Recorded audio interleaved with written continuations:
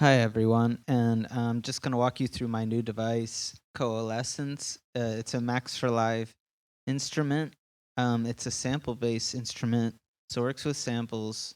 And I'm going to drop in a sample now. And what it does is analyze the sample and cut it in slices and feed them into a neural network.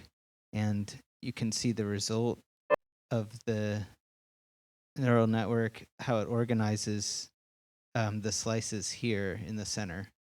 And I can go to this network tab here and just keep training or learning those, have the network keep learning those slices. And you see it here, it's kind of changed how it's organized. So this device basically, and by the way, you can drop multiple samples in.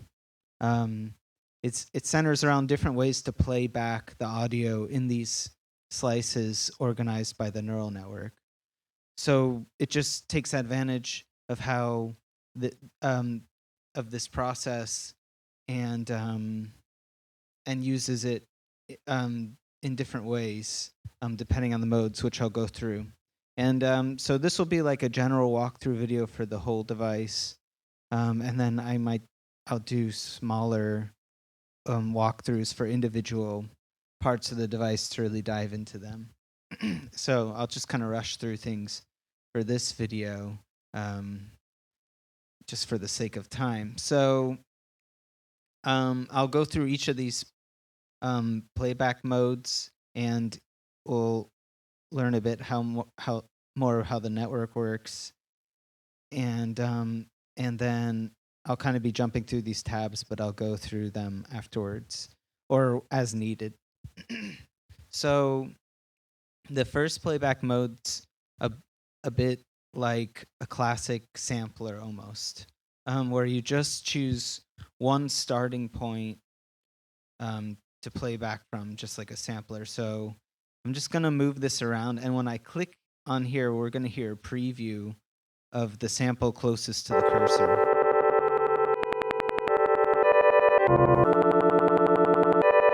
So let's say I wanted to just start here. Then I'm playing my MIDI keyboard. So it just works like a normal sampler here. That's at the very end. Anyway, so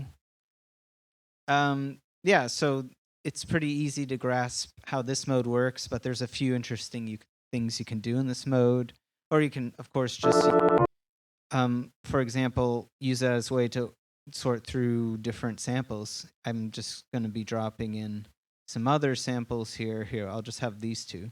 So now there's these two. Let me. And then now the other sample I just dropped, which is this one, is cut up by its transients and thrown into the network. And I'll kind of preview around. Okay, so both samples are in this network now, and therefore I can move this around, and we can start on this sample, or I can move the starting point to here. And yeah, and I say starting point because each of these circles represent the different slices. They represent, well, the start of those slices. So you're basically just moving between different starting points.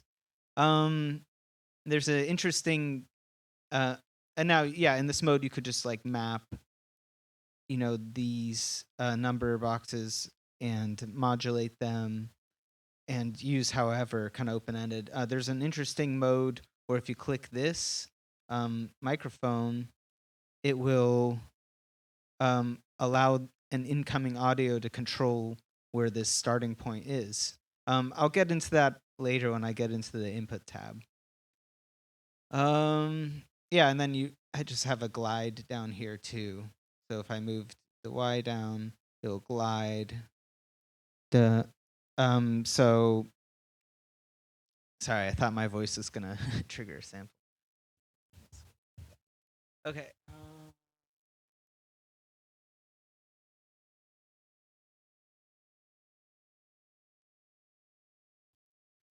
Okay, so I'm just gonna jump into the next mode.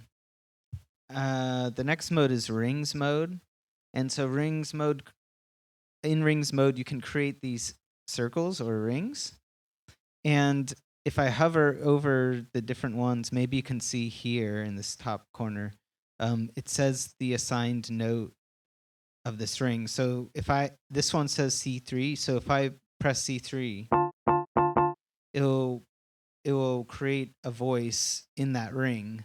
And this one's C sharp, and then there's D sharp and D. Yeah, so it's a little bit like slice mode, um, in simpler. And in fact, this device is made to look kind of like simpler because in many ways has functions similar, but I'll obviously go much more in depth into this whole network thing and different playback modes.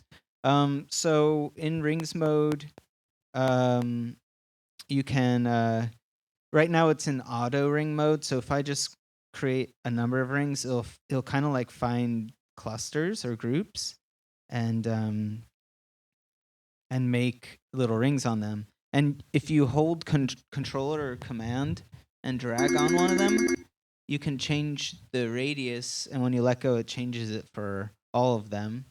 And when it's a bigger radius, it'll create a, a random position in the ring. So this one's C3, and hopefully you can tell I keep clicking C, and it's generating a note in a different part of the ring every time, or a different position. Um, so this one's D sharp 3, and if I play that, yeah, so you can do a lot of things with this. Like if you had drums and you were um, analyzing the sample by frequency, then it could have groups of drums, and you can automatically create rings around them, like around kicks and snares, etc.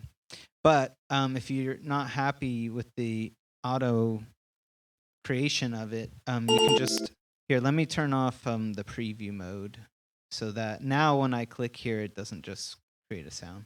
So now you can move the rings around however you want, and it switches to manual mode. And you can, in manual mode, you can resize them individually, and you can change the assigned note. So this one's on C3, but I can change it to G5 if I want. I'm gonna change it back to C3, and then we'll also here. So you have this start, so that's where it starts assigning the notes from. So if I went down to G2, now the C3 has become G2, and everything else adjusted accordingly. Now you see I can like, okay, when auto mode is on, so I'll turn it on. How it does the notes is from left to right. So left is C3, and all the way right is the highest note, which is E3. Um, Now, if I'm in manual mode and switching these around, but let's say for whatever reason, I want now them just to be reordered, starting from the start note left to right. Then you press the reorder button, and now it goes C3 to the highest note. And that way you can kind of like visually see it with your keyboard, maybe, if you have a lot. Just depends. And then, yeah, you can clear it. All right, so that's rings mode. It's good for all kinds of stuff like quick slicing, drums, anything really. You can just do all sorts of things with it. But it is nice for like one shot kind of stuff.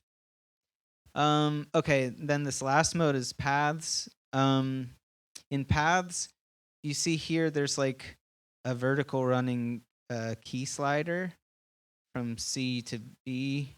And so in paths mode, oh, by the way, I should have mentioned it in point mode. So in point mode, when you press the keys, the MIDI notes, it repitches the playback like a classic sampler. So that's how point mode handles MIDI. Rings mode handles MIDI like by assigning it to these rings.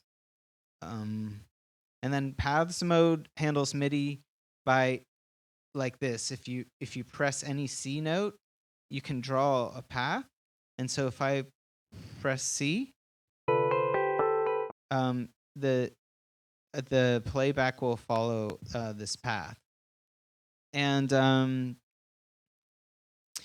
yeah, and that's C of any octave. So if I press any C, it'll play this path, or this point if I just did a point. And then you can do that for all these 12 chromatic tones. So I could go to E and draw a path here. I'm going to go to playback for a second and lower the loop size and turn looping on. And then we can hear it loop through the path E. And then let's go to C and see if I did this path. And then I'm holding E now too. I'm going to hold E and C at the same time. Yeah, so that's kind of how it works. How to draw and stuff. So you double click to create the next point. You can hold shift and click to delete a point. Oh, by the way, you can hold shift and click in rings to delete a ring. And then you just drag them to move them around. And then you have a clear per path here. Yeah. So that's the playback modes. And there's a little, if you hover over this and click the eye, you get to see the info that I just described. You hold Alt to see this lit up too. Okay, so now that we know all the playback modes, I'm going to go through each of these tabs and describe what they do. So this tab that's been open is the sample tab. You can select the sample. You can drop up to 2,000 samples. I don't recommend to do it because this whole network only holds 2,500 points. And so eventually it'll just get too full. But if you have just tons of one-shots with single transients, you can drop a bunch of them and populate this. So in here you can drop single samples or folders of samples too. So you can just drop folders of drum samples and it'll automatically analyze them. Okay, an important thing to know is this button here, this save button. Right now, like this, it's off. If it's on, then when you drop in a sample, it gets analyzed and all. If you want, for long samples or things like that, it can take more time. So if you want to save the analysis, and it will save a file like next to the original file, kind of like the Ableton does with the ASD. So if you have this on, it will save and if you have this on and drop in a sample, it will save the analysis file, and that's all the feature extraction and everything. And therefore, you don't, if you had a bunch of samples loaded or long ones, you won't have to wait any time. It'll just automatically load them. And yeah, and that's not just per preset. Like if you drop in that sample, it will never have to be analyzed again. It'll just load that analysis file. So this is good for making presets and stuff, but you might want to have it off by default, just in case you don't want to create a bunch of duplicate files. I just keep it on when I want to do like presets or a long file that I use a lot. So here you can select the sample. Down here, this page, if you had like many samples, you can scroll through the pages with that. Okay, here on the sample itself, if you hold and drag, you can select the region that you want to be in the neural network. And if you hold shift and drag, you can see. Let me turn preview on again because it will preview it. If you hold shift and drag, you can see and hear where the slice is in the network.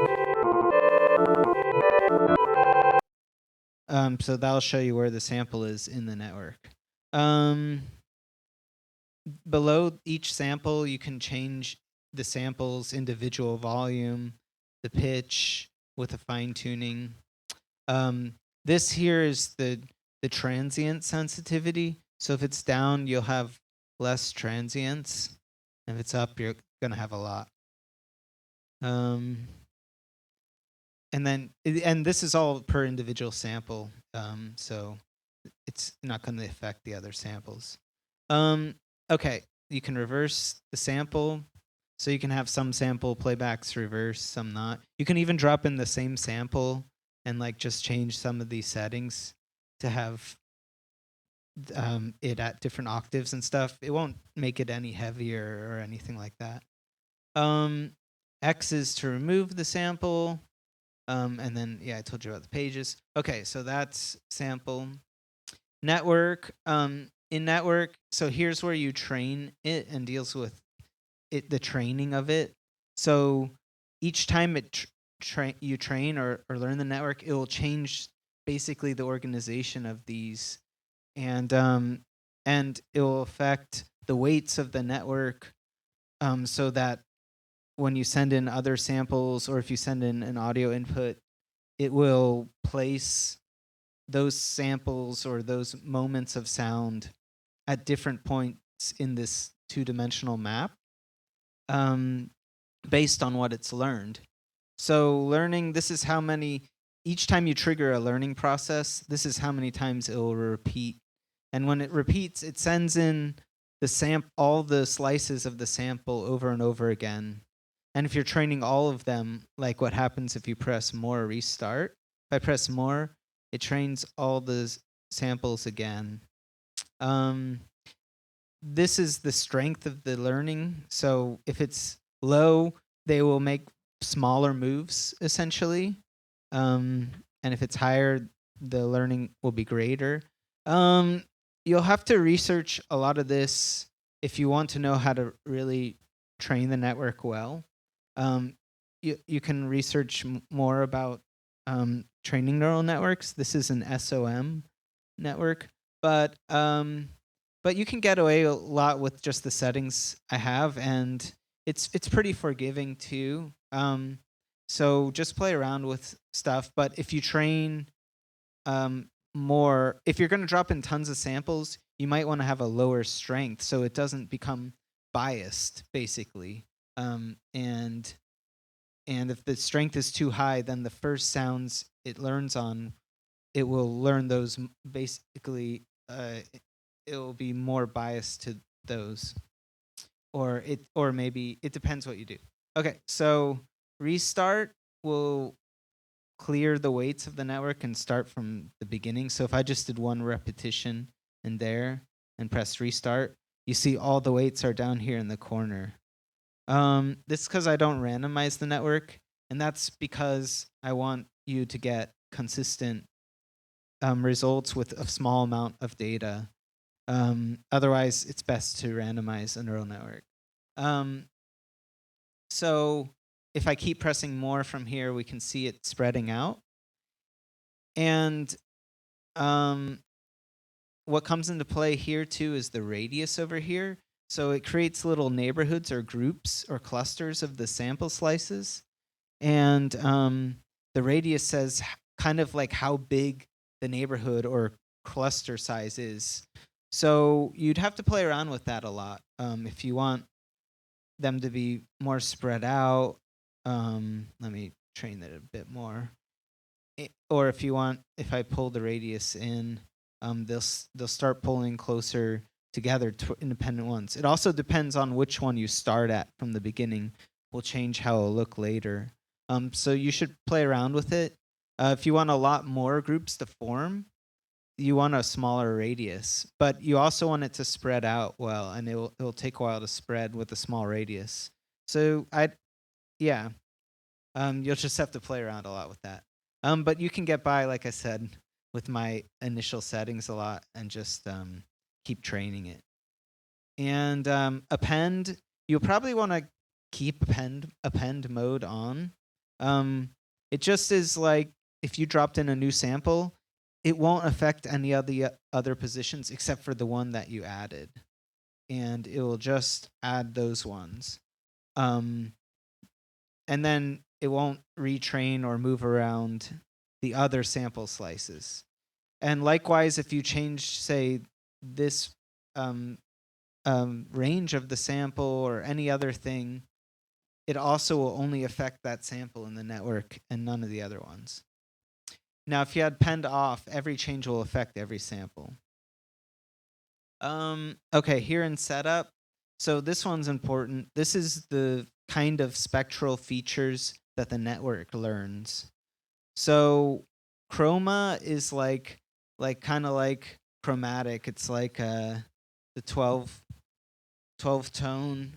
Um, sorry, kind of like the intensity of values at each of the 12 tone um, bins.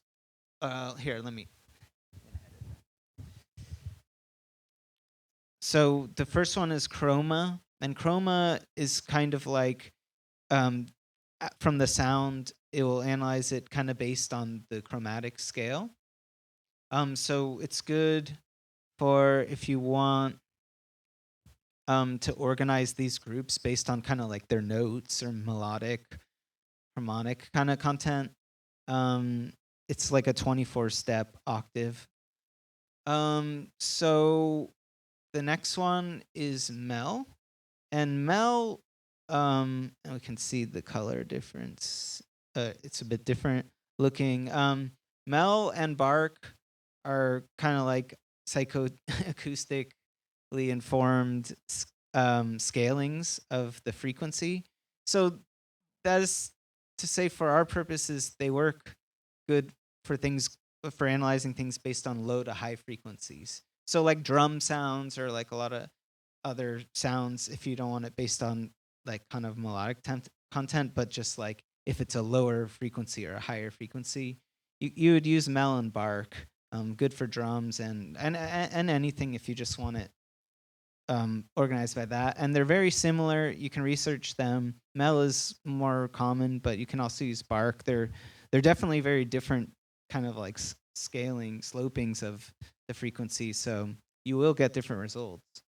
And speech is using the Mel cepstral coefficients. So those are used a lot for speech analysis. So you can use it. I've been playing with it, and it does like organize vowels and things like this pretty well into clusters. So yeah. And then okay, so this is a big one. Transients only. By default, transients only is on. And that's like having all these, only these slices of transients are fed in the network. Now, like oftentimes you won't want that. I'll turn it off and you'll see why by default I don't have it on. It's a lot slower training the network because when you turn transients only off, um, it instead sends every spectral frame into the network. And now you don't even see the transients anymore. And look, here's the network now, and there's a lot more points on there. So yeah, and like I said, this only has 2,500 cells, so not every point is on there. They get kind of overwritten by each other. But yeah, so that's, you know, often you'll want transients only off to get like a bunch of, you know, like kind of morphing between things and a lot more options. But transients only on works well for a lot. You can even turn up just the transient threshold ridiculously high, and it still will be a lot quicker than transients off if you just want to get more points in there. Okay. What else is here? Clear all samples. So if you press this button, it will clear the network and it will clear all the samples you dropped. It'll just reset all that. Okay, over here is the preview. So if preview is on, whenever you touch this with your mouse, you'll hear a preview of loop of the closest sound to the mouse, and you can control the gain and the loop length and all. And then here it's like right now it plays the sample slice closest to the mouse. But if you turn that off, it'll only play the one that's under it. So if you're not over a sample, it won't play anything. Okay. Whew, that's a lot. I think the next ones will be easier to grasp. Okay, the next is playback. So playback is pretty just like normal sample playback for the most part. You can change the voices. You can reverse the playback, and that will be, if you reversed it here, it will be the opposite of that here. So keep that in mind. You can transpose it, fine tune it. You can. So this button, if it's on, then if a MIDI pitch comes in, like in point mode, it will be repitched by the keyboard like in a normal sampler. But if you turn that off, then every note will play the same pitch, which may be desirable. Okay, slice. So this is how it chooses which sample to play back when you press a note. And by default, it's on nearest, so play back the slice nearest to it.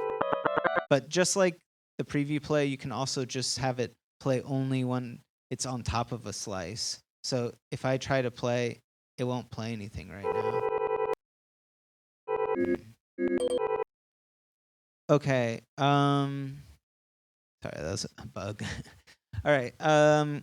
So then you have the loop size here, and you can set that in synced time with this icon. When you press this, it will do the loop size based on the space between transients. So let me go back that. All right, so now that's like that. Yeah, if I play that, see, it was only playing in the loop between the transient points. Okay, now here you have the phase vocoder. It's a bit slushy, but if you turn it on, then you're able to slow down the playback. And when you do that, if you go really slow speeds, make sure you turn the fade off, which is a loop fade, because it'll get frozen at the beginning and it'll be just silent. So now we're at like 2% playback speed. And if I played the note,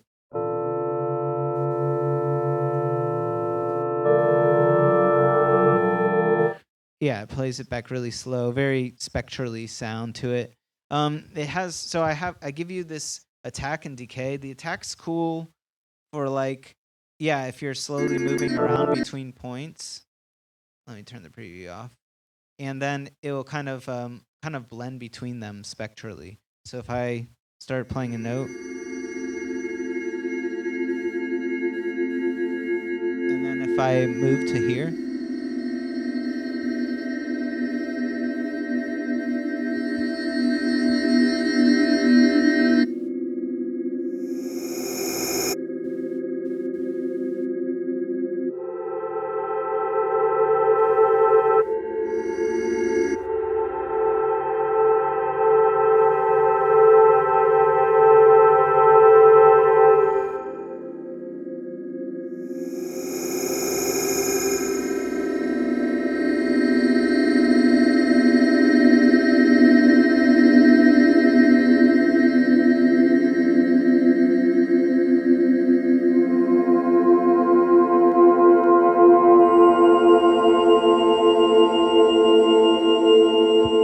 yeah, so you can kind of use it to blend between them. You can kind of like freeze the spectra and then move between it and use the attack and decay to blend. You kind of have to dial all that in, and it is a cheap sound. I might try to improve it someday, but yeah, you can get cool kind of tonal stuff with it. Let's see. So here you have the loop that just says it's one shot or a loop. You have a fade, and this is like a fade window to prevent clicks, but also to shape the grain if you're having it like looping. So you can do it if how it works is if the fade is up and these are both at 0% center and slope, then it's basically just a triangle window right now. Yeah, you can kind of maybe hear it. Yeah, it's a triangle window. And then you can move it to the left to right to make a ramp. And then you can slope it exponentially. And I can move it to the right now. Yeah, so you can create a window fading with that. And then if you slope it negatively, it's more logarithmic. And so, yeah, you can use it to prevent clicks, but also to shape it. Okay, and then here on the right side, these parameters change depending on which mode you're on. For point mode, you have the options. This one says retrigger. So if you're in a one-shot mode, like now, then I'm holding the note and it stops because it's one shot. But if retrigger is on, then if I moved to a new sample point and the one shot's done, it will retrigger it and play again. So I'll hold this note and then I'll move it. So yeah, it retriggers it now whenever I move it. Note glide is just a pitch glide, just like a portamento. Latch, slice latch. So if you're moving this around, it will latch the position when the voice starts. So I'll move this around and loop it. And you see I'm moving it around, but it latched it at that point. Okay, modulation. So this is pretty classic modulation. You have just two LFOs, two envelopes. The first envelope's an amp envelope by default, but you can use it for other stuff too, which you all route in this routing section, which you can scroll down, and you have the LFOs and envelopes, and you have two destinations for everything. Destination A, you have some mix destinations, the filters, things about the play, the position, loop size. Speed is if you're on phase vocoder, that's the speed. Oh, whoops, I skipped something, sorry. So I had to explain the other menus that will pop up. So if you go to rings, you have these options. New slice retrigger is the same thing as the other retrigger, but for rings mode. Selection is, so remember I said if I press C, it'll play a random point in this whole ring. That's if it's in range, but if you change this to center, it only plays the point at the center. If I go to paths mode, here are the options. So I'll make a path. You have the looping mode. So this one is one shot. And then you can have forward looping. Then you have boomerang looping. And then you can reverse any of those. And then you have the interval for each point. So I can make it go slower. And that you can do in quantized beats. And then, so this slice, that says if it's going to play all the samples and move down the path, or if it's only going to jump to the points. So right now it's going through the whole path, but if you do that, it'll jump between the points. Yeah.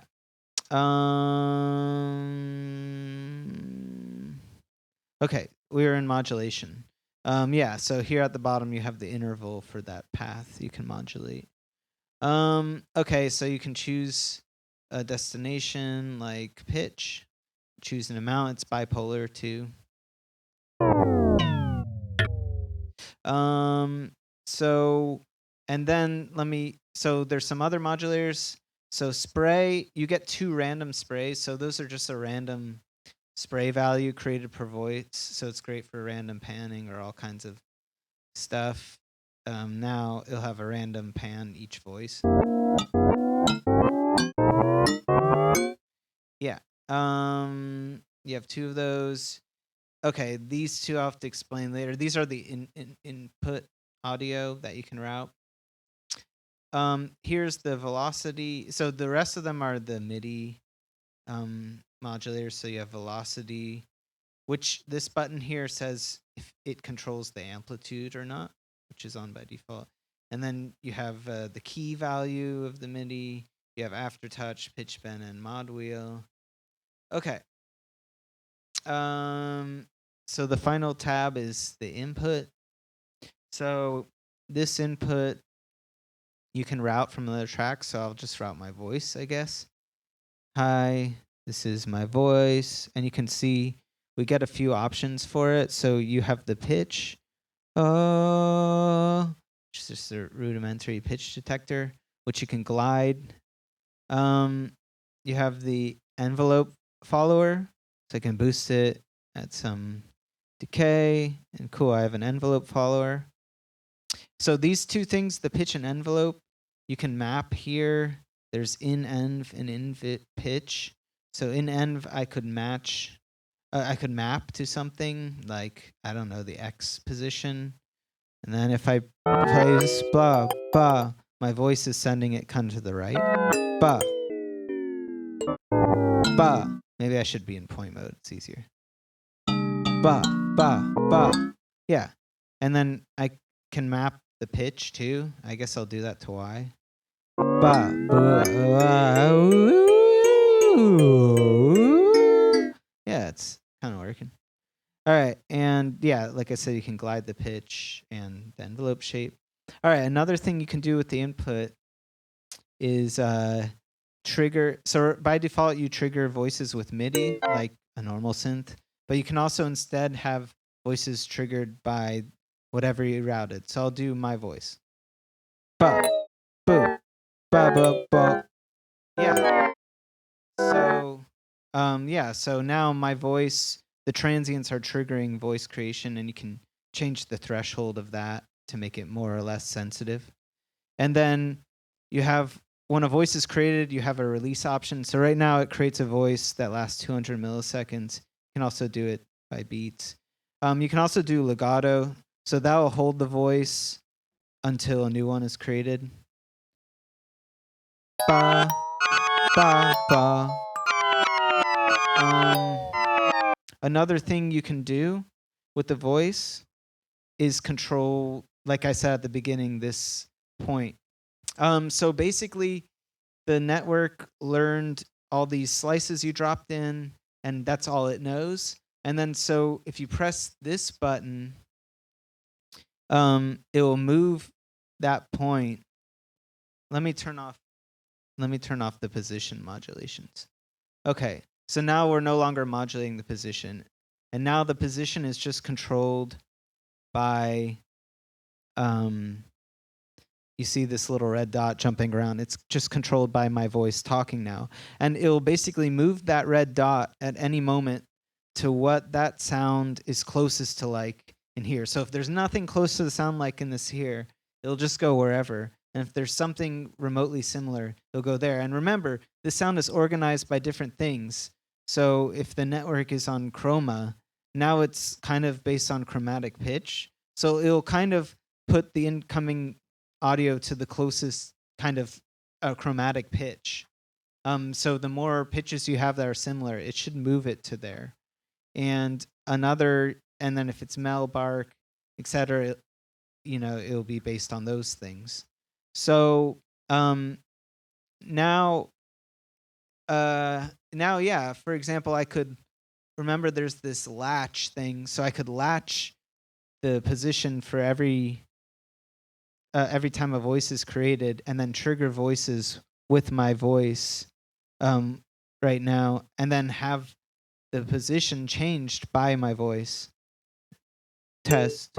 I do do do do. Oh, there's a pitch modulation. Let me turn that off. Do da do do da da da da da da. Yeah, so my voice is just changing where the position is and then triggering a sample. Down here below it, you have a through volume. So you could use this kind of like an effect and send, if I mute my voice, I can send it through here. Okay.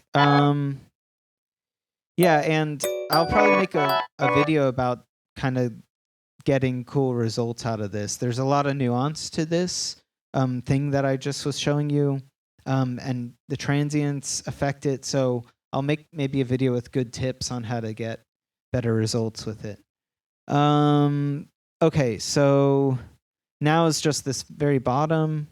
Let me turn this back to, or I'll just keep them triggered my voice maybe. Okay, so this very bottom, we have the filter. Do do do do do do do do do do. So you have the filter here. There's a ladder filter option. Just slightly more CPQ consuming, but not really noticeable. There's another filter option, which is a formant filter. Yeah, so hopefully you can kind of hear that. And yeah, you can slope it here to get more pronounced formants, or the other way around. Yeah, and here at the very end is just a panning and the gain. And then so this LR is like